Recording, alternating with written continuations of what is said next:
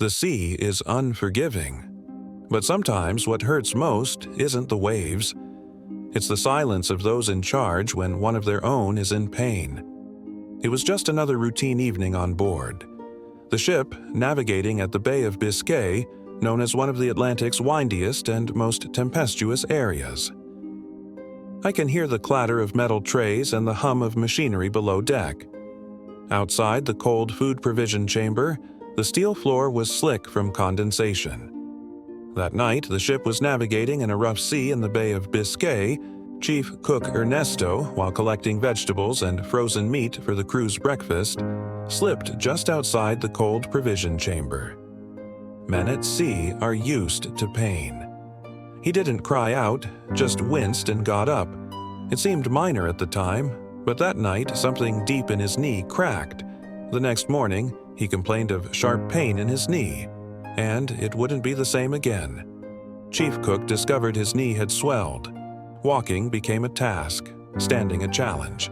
But still, he cooked. He will cook 3 meals a day for the crew and officers. He spoke to the captain, reported the incident. Location: captain at the officers' mess room while eating breakfast. Chief Cook: "Good morning, sir." "Good morning, Chief Cook. How are you?" Chief Cook: "Is the food all right, sir?" Captain: Yes, very good." The captain notices something is off. Chief Cook seemed uncomfortable. Captain: "Chief Cook, everything okay?" Chief Cook explains what happened. "Sir, last night while I was down in the chamber after I got provisions that I will prepare for today's breakfast, I slipped and twisted my left knee. It's painful to walk or even stand now." "Ah, don't worry, Chief Cook. Take today off. Rest. It should feel better by tomorrow." "Okay." Captain advice. For the rest of that day, the chief cook took a rest and his duties were succeeded by the messman. He took his duty on the next day. Next morning, Ernesto was back on duty. Captain asked the chief cook when he saw him in the galley, "Chief Cook, how are you?" Chief Cook: "Good morning, Captain. I feel relieved, Captain. Thank you for the rest that you give." Captain: "No worries, Chief Cook. If you feel it again, I will give you rest again, okay?" "Okay, sir." Later on, he realized the pain is still there. For the long standing and walking around the kitchen, it was still hurting inside and he is very uncomfortable. The pain hadn't left.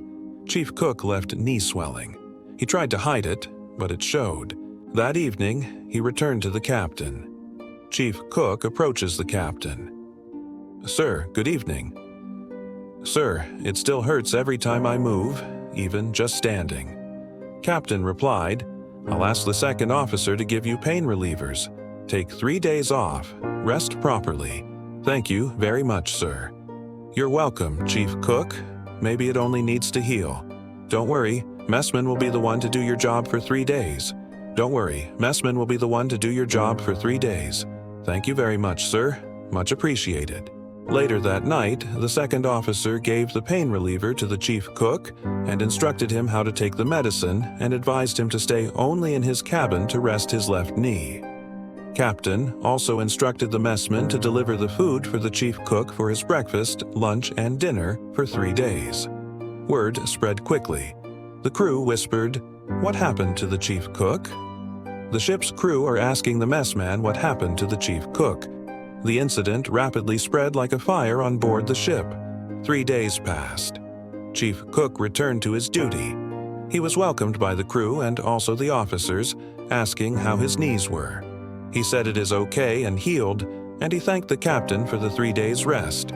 The ship is now in Denmark and expected to receive the Dan pilot on board.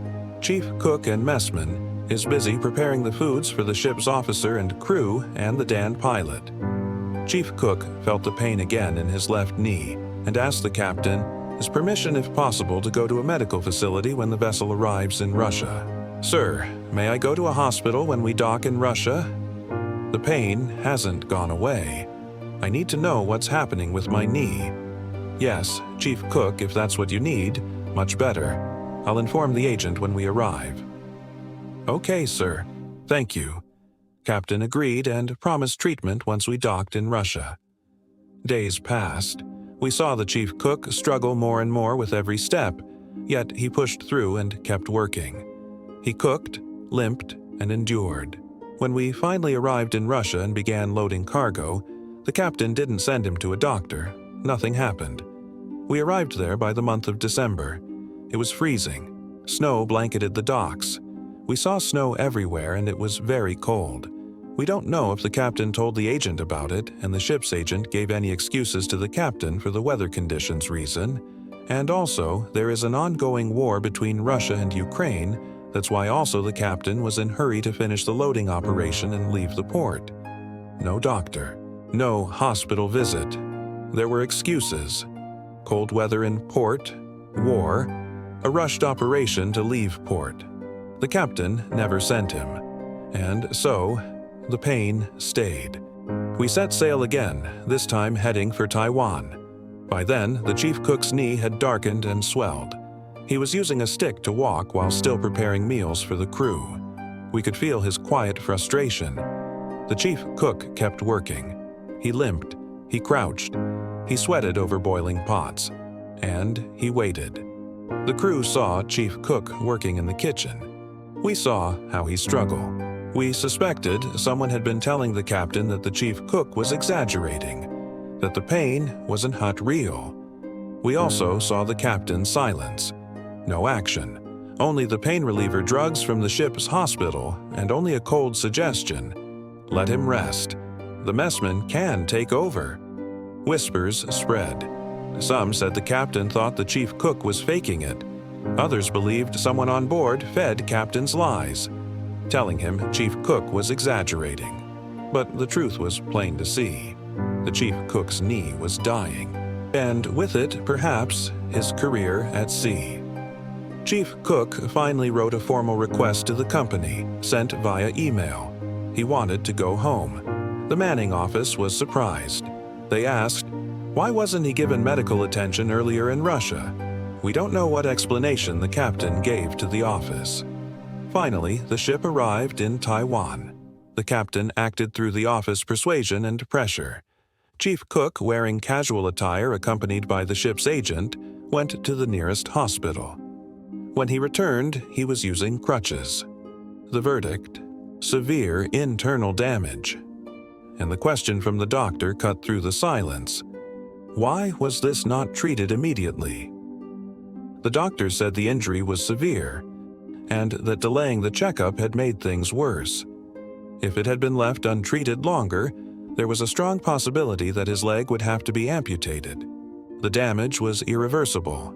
If it had gone on longer, the leg might have had to be amputated. Knee swollen inside kneecap and very bad situation. The company had no choice. Chief Cook was declared not fit for sea duty. The chief cook was allowed to rest until he went home.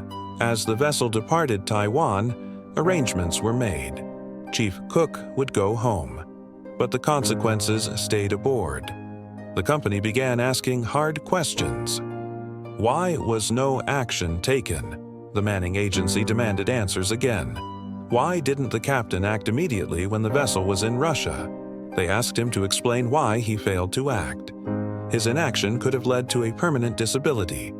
Why was a man's health, his future, left to chance? They were stunned. What should have been a minor injury was now a costly case of near-permanent disability. Now, the company must shoulder full responsibility, medical treatment, and the payment of permanent disability compensation to the chief cook. All because of silence. On the ocean, every man has a role. But leadership isn't just about navigation. It's about protection, about listening when it matters most. The sea may test your strength, but silence in the face of pain, that's what truly sinks a man's spirit.